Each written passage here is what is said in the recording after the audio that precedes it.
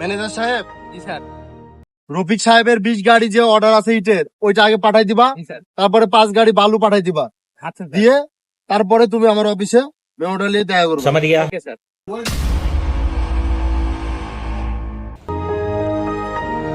কে আছে এখানে? জি স্যার, বলুন কি লাগবে আপনার? আপনাদের মালিক কই? মালিকের সাথে কথা আছে আমার। জি স্যার, ইনি আমাদের মালিক। अच्छा বলুন। জি ভাইয়া, আমি মালিক। কি লাগবে আপনার বলুন। অ্যাকচুয়ালি আমি আসতাম না, ঠিক আমার আছে। ড্রাইভারই আসতো, তো খুব আর্জেন্ট, তো সেজন্য আমি ঠিক আসলাম। আছে। তো যাই হোক, আমার নতুন বাসা হচ্ছে, তো তো ওখানে কিছু বালু আর ইট লাগবে। ठीक है समझ गया। তাহলে দেখো ভাইয়ার কতটুকু কি প্রয়োজন, আচ্ছা ভাইয়াকে দিয়ে দাও। ठीक है জি স্যার, আপনার ইট আর বালু কতটুকু লাগবে আমাকে জানান, আমি সব দেখছি। তো বিষয় হলো, আমার 1000 পিস বালু লাগবে আর 5000 লিটার ইট লাগবে। আর স্যার, এটা না চৌধুরী সাহেবের পাগল বেটা। তাই? হ্যাঁ, পুরাই মুরগি। একটা কোপ দিয়ে দিতে হবে কিন্তু। আচ্ছা ঠিক আছে, তাহলে মুরগি বানায় ছেড়ে দাও। হ্যাঁ স্যার, আপনি বলে 50% চেক নিয়ে নেন, দিয়ে দেবে দিয়ে একটা। আচ্ছা 50% অ্যাডভান্সটা তাহলে তুমি নিয়ে নাও, আমি বলে দিচ্ছি ওনাকে। ठीक है ভাইয়া তাহলে আপনি 50% অ্যাডভান্স করে যান। 2-3 দিন পরে আপনার মাল আমি বাসায় পাঠিয়ে দিচ্ছি। আমার ম্যানেজারের কাছে অ্যাডভান্সটা দিয়ে যান। ঠিক আছে, আমি দেখছি। হ্যালো।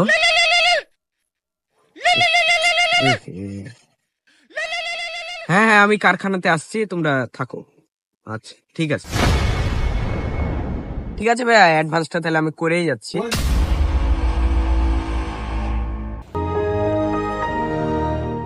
তো ভাইয়া, এই যে অ্যাডভান্স। ठीक है বাহ, এই টাকা দিয়ে আমাদের থাইল্যান্ডের ট্যুরটা হয়ে যাবে। কিছু বললেন? না না ভাইয়া, কিছু না। ঠিক আছে। আচ্ছা ভাইয়া। স্যার, 50% তো টাকা দিয়ে গেল। ওই তো পাগলা, ওই সব জায়গায় এইভাবে টাকা দিয়ে যায় জিনিস কেনার নামে, কিন্তু কিছু নাই না। আমাদের মাল দেওয়া লাগবে না, চলে না ভাইয়া। এইবারকার থাইল্যান্ড ট্যুরটা মেরে আসি গা। চলো তাহলে ওর চলো। টাকা দিয়ে থাইল্যান্ডের ট্যুরটা মারে আসি। হ্যাপি নিউ ইয়ারে। 2,000 years.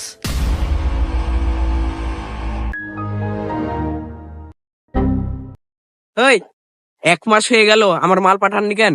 স্যার স্যার, চৌধুরী সাহেবের পাকুল বেটা চলে আসছে মাল নিতে। কি করবো? ওই তো ভুলেনি, এখন মাল নিতে হ্যাঁ। আসছে। তুমি না বললা ওই তো পাগলা ছিল, কি একটু ভালো হয়ে গেল নাকি? কে জানি স্যার। তো এবার খাবো দুইজনই ভাই। মান সম্মান মনে হয় এবার মালিকের ডুবাইলা তুমি। তো যাই হোক, ওকে দেখো একটু ম্যানেজ করা যায় কিনা। দেখি স্যার। স্যার, কিসের অর্ডার ছিল আপনার?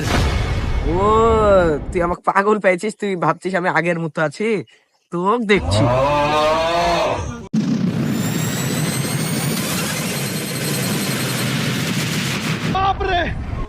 তোমার কথাতে তাল মিলিয়ে আমার মান সম্মান যেতে লেগেছিল, আমিও বোকা হয়ে গেছি দিন দিন।